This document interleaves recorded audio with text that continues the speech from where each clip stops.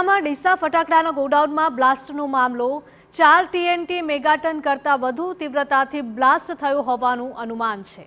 ફટાકડામાં વપરાતો 2000 કિલોથી વધુ વિસ્ફોટક પદાર્થ હોવાનું અનુમાન છે।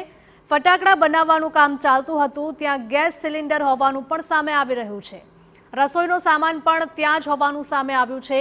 મધ્યપ્રદેશના હરદામાં ફટાકડાની ફેક્ટરીમાં બ્લાસ્ટ થયો હતો।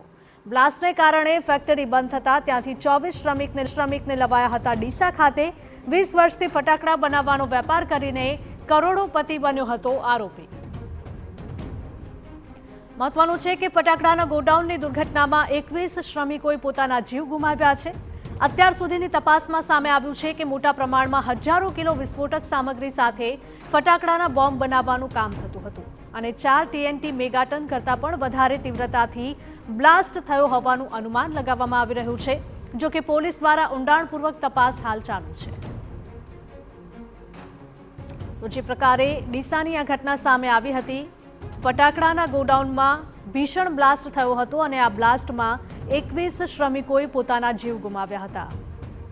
વધુ ને વધુ તપાસમાં સામે આવી રહી છે વિગતો કે 4 TNT મેગાટન કરતાં પણ વધારે તીવ્રતાથી આ બ્લાસ્ટ થયો હોઈ શકે।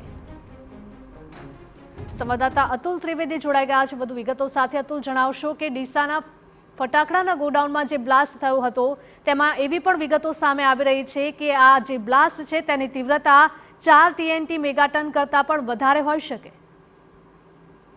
ચોક્કસ ડીસાની જીઆઈડીસીમાં ફટાકડા બનાવતી ફેક્ટરીનો જે બ્લાસ્ટ થયો તે એટલો જબરદસ્ત હતો કે તેના જે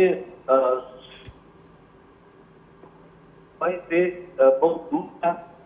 જો કે આ બ્લાસ્ટમાં અંદાજિત 2000 કિલોથી વધુ જે વિસ્ફોટક પદાર્થ ત્યાં સંગ્રહી રાખ્યો હોય તેવું માનવામાં આવે છે અને આ બ્લાસ્ટ એ 4 TNT મેગાટન કરતા બ્લાસ્ટ થયું હોય તેવું અનુમાન છે।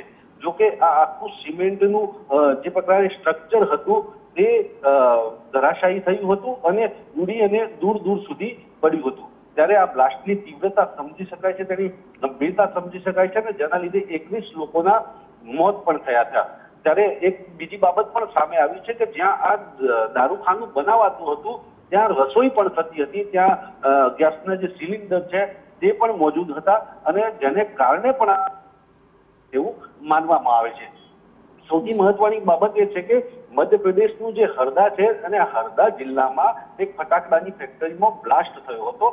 તે બાદ તે આ ફેક્ટરી બંધ થઈ હતી અને ત્યાં જે 24 શ્રમિકો કામ કરતા હતા તેમને અહીંયા લાવવામાં આવ્યા હતા। એટલે કે જે બ્લાસ્ટ થયો હતો ત્યાં બંધ થઈ હતી અને ત્યારબાદ અહીં લાવ્યા હતા અને તેઓ ફટાકડા બનાવવાનું કામ કરતા હતા। ત્યારે 2000 થી વધુ કિલો વિસ્ફોટક પદાર્થને કારણે આ બ્લાસ્ટ થયો હોવાનું અનુમાન છે અને આ સમગ્ર પ્રક્રિયા કે જે કોઈ પણ પ્રકારની મંજૂરી ન હતી, ગેરકાયદેસર રીતે આ બનાવાતું હતું અને જેને લઈને આ બ્લાસ્ટ થયો હોવાનું અનુમાન છે અને જેને લઈને એક સીટની પણ રચના કરાઈ છે। જી અતુલ, માહિતી બદલ આપનો આભાર। તો બનાસકાંઠાના ડીસામાં ફટાકડાના ગોડાઉનમાં ભીષણ બ્લાસ્ટ થયો હતો, તેમાં એક બાદ એક ખુલાસા સામે આવી રહ્યા છે।